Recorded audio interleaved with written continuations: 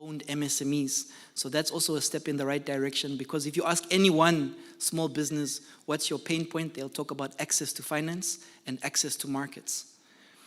The fourth one, sport. I already spoke of sport. I'm excited about sport. And as a ministry, we are hard at work to see how we can better support commercialization of sport. Because there are so many services around that football match, that volleyball match, where the economics of it makes sense. I was in Katima possibly a month ago, and I was so impressed. I went for another assignment, but volleyball called me when I was there. And they said, "Coach, we hear you in town. Can you come to UNAM Hall?" And all the teams in the Premiership came to Katima. Katima is far, guys. They all came to Katima to play a league match, volleyball league match in Katima. Now we talk of the women's teams, the men's teams. So immediately, everyone had to stay somewhere. Everyone had to eat something. They had to set up the facility. So that's how we can commercialize. Because yes, we're a 3 million population, and that's not going to change anytime soon. But again, commercialization of sport is high on our agenda. And I have a vested interest in making that work.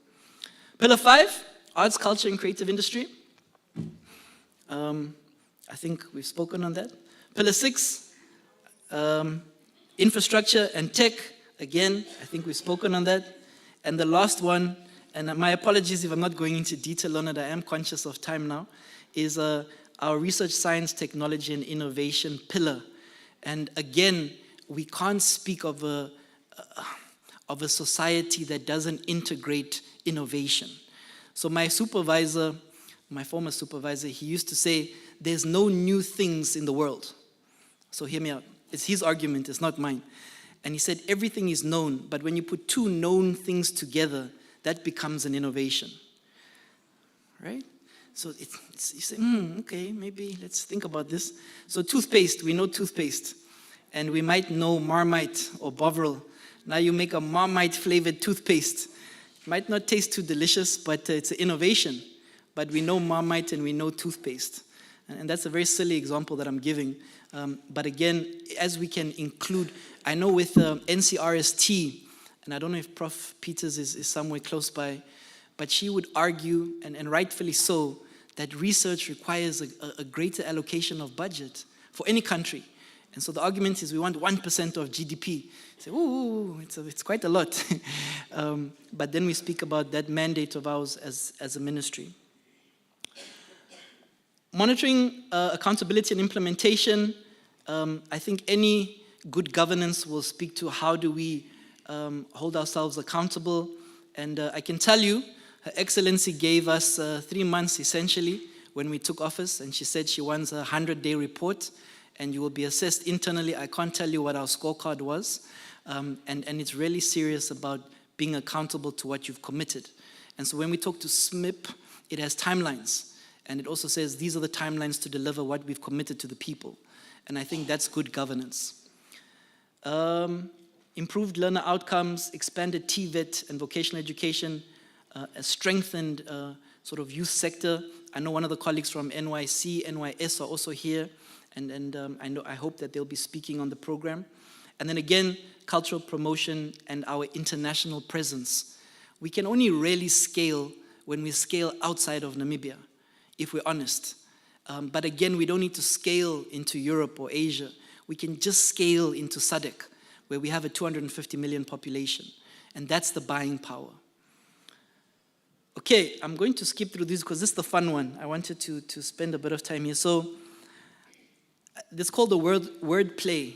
I don't know if any of you are familiar with this, but sometimes it has words going up and down, sideways. It's not... what do you find at the back of a magazine? It's not that one. It's not a crossword puzzle, okay?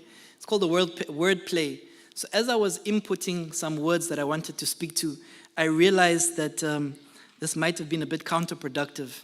But that time we already finalized the slide deck.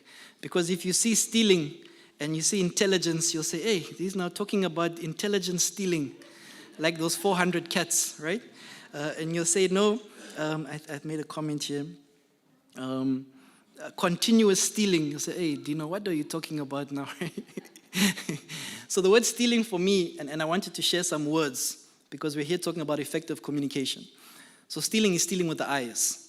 So rest his soul, our former head of state, His Excellency Dr. Gangop would say, steal with your eyes. And so everywhere I go, I'm trying to steal with my eyes.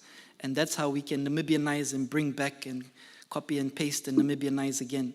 But some of these words that you'll see on the screen, and one of the cool words that Eleni helped me with was frivolous. Who here, be honest, by raise of hands, doesn't really understand the definition of this word frivolous? Just by raise of hands, because I was one of them. Okay, so all of you understand frivolous? I'll ask you, I'll put you on the spot. So frivolous, by definition, means something that lacks seriousness. Maybe you had a different definition, but that's the one Google told me, right? And so, as you've probably observed myself